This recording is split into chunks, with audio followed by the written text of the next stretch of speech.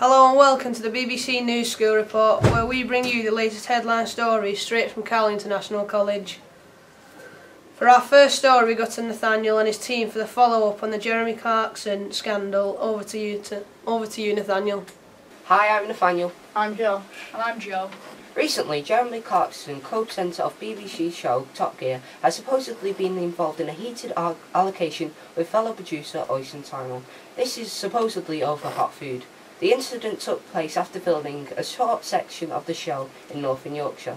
Clarkson has previously been involved in allegations such as muttering offensive and inappropriate language in the show and driving a car with a number plate supposedly holding reference to the 1982 Falklands War. Despite the fracas leading to Clarkson being suspended, he's received lots of support from fellow presenters, fans and family. A petition started by political blogger Guido Fawkes has already had over 350,000 signatures. James May has also commented, saying, "I think he's been involved in a bit of a dust-up and I don't think it's that serious." The fracas had caused several repercussions throughout the BBC, such as the final 3 episodes of the series being cancelled. Top Gear is one of the biggest shows on the BBC, and because of that, the estimated audience of 350 million people around the world are waiting for answers. The investigation is ongoing, and now back to the studio. Our second story is a solar phenomenon Britain hasn't seen since 1999. Over to you, Rachel. Hi, I'm Rachel. And I'm Meg. And I'm Matthew. Tomorrow morning, the UK will experience a partial solar eclipse. This will be the first solar eclipse since 1999. For many, this will be the first time they've seen the phenomenon in 15 years. So what's the science behind it? Well, the moon orbits the sun every 28 days, and once a month, the moon comes between the Earth and the sun. So why is there no eclipse every month? Well, the moon orbits the Earth at a 5 degrees angle. Consequently, the moon usually passes above or below the sun, casting a shadow into space. However, on Friday, the geometry will just right, and the shadow will be cast on the Earth. Thanks, Matthew. Now, you should never look at the sun directly, especially in the eclipse. 15 years ago, there weren't many smartphones, so they were less at risk. So don't be tempted to take pictures. It will put you at risk of blindness. Daniel Hardiman McCartney, a clinical advisor at the College of Optometrists, advises not to look at or take pictures of the sun. He plans to view the eclipse indirectly on a TV screen. Also, it's important to mention that sunglasses are not dark enough to view the events. Experts advise indirect viewing. The safest way to view the eclipse is through a kitchen colander or a pinhole camera. Over to Meg. So to make a pinhole camera, you're going to need 2 sheets of white card. Make a hole in the centre of one of the sheets that is 4mm in diameter. With your back to the sun, hold your sheet of card with the hole next to it. Then hold a piece of card that hasn't got any hole in it, a distance away from the sun, the card with the hole in it. If you do it correctly, if you look at the piece of card, then you'll be able to see the sun without hurting your eyes. Sunlight levels in the UK are expected to drop 90%, and the moon will block out 90% of the sun's disk. Scotland and Northern Ireland are expected to view the darkest hours. Now, when's the next eclipse? Well, there'll be a very small partial eclipse visible from the north of Scotland in 2018. The next large partial eclipses are going to be in 2021 and 2022. However, we will have to wait until 2026 until we get an eclipse with a similar light block as this one. Thanks for listening. Back to you in the studio. And now there seems to be a fog in the northwest. Let's go to Olivia and Chloe to see what's going on. Chloe? Thank you, James. Britain is being placed on a health alert because of a potentially dangerous cloud of air pollution from Europe. It has been formed by high air pollution levels and there isn't much wind, so a combination of particles and ground level ozone builds up to create a yellowish or black fog. Doncaster and the surrounding areas are most at risk from the incoming smog. However, those people living in Northern Ireland and most of Devon are only at a moderate risk, but please keep your inhalers with you wherever you are.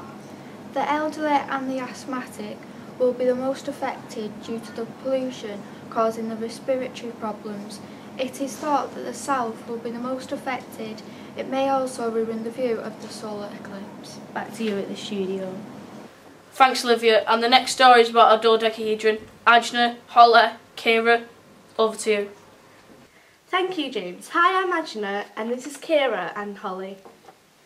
Today's top story will be on the brand new 12-sided pound coin. It was designed by David Price from Walsall in Birmingham. This will be introduced in 2017. It is being released because the current coin is less secure and 3% of the current coin is fake. A competition has taken place for the £1 coin design. There were over 6,000 entries. Wow, that must have been a hard choice. Another competition will be held for the tail side of the coin.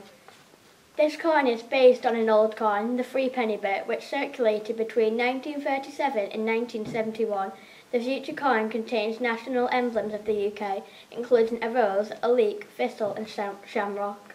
The Bank of England, which was earlier last year announced banknotes will be made out of plastic rather than cotton from 2016, said that they would enhance the security and integrity of the currency. Thank you and goodbye from Ajna, Holly and Kira. Our next story is about Comic Relief and how much they've raised over the years. Over to you, Emily. Hi, I'm Emily. And I'm Liam. We have got the red hot news of Red Nose Day. I'm sure you all know that last Friday was Comic Relief, more commonly known as Red Nose Day.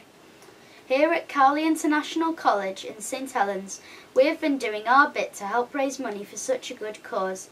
Comic Relief helps millions of children in the UK and other countries to get education, food, water and many more. At Cowley, our sixth formers dressed up in formal wear, got silly face paints and had a darts competition for charity. In the main building we also did a cake sale, as well as going to the library having 30 seconds to colour in our own faces. And don't forget that £1 or more we donated to Wear Something Red. The rest of the UK helped raise £78 million this year, taking the overall total, over 30 brilliant years, seeing many advances in technology, like Internet Explorer, to over £1 billion. To be precise, it's £1,047,083,706. Many events this year included Dermot O'Leary's 24-hour dance-a-thon. 5 comedians, including Johnny Vegas and Vic Reeves, took to the stage as a spoof of One Direction known as No Direction. The Great British Bake Off Comic Relief Special. Comic Relief founder Richard Curtis said he was enormously proud of the charity's achievements. He also said, "This is a very strange moment for me. When a bunch of comedians got together all those years ago, we only dreamed of raising £1 million or £2 and never imagined the generosity that would be shown by the British public over so many years. This £1 billion has helped over 50 million people who are less fortunate than us." Comedian Lenny Henry, also co-founder, kicks off last Friday's appeal at the London Palladium for the first time. Henry, who co-founded Comic Relief with writer and director Richard Curtis in 1985, has hosted the show since it was first held in 1988. £960 million had already been raised before the show started. By the end of the live programme, Comic Relief had raised a total of £78 million, taking the total to over £1 billion. There was also a sketch featuring 2 James Bonds from 2 different generations, Daniel Craig and Sir Roger Moore.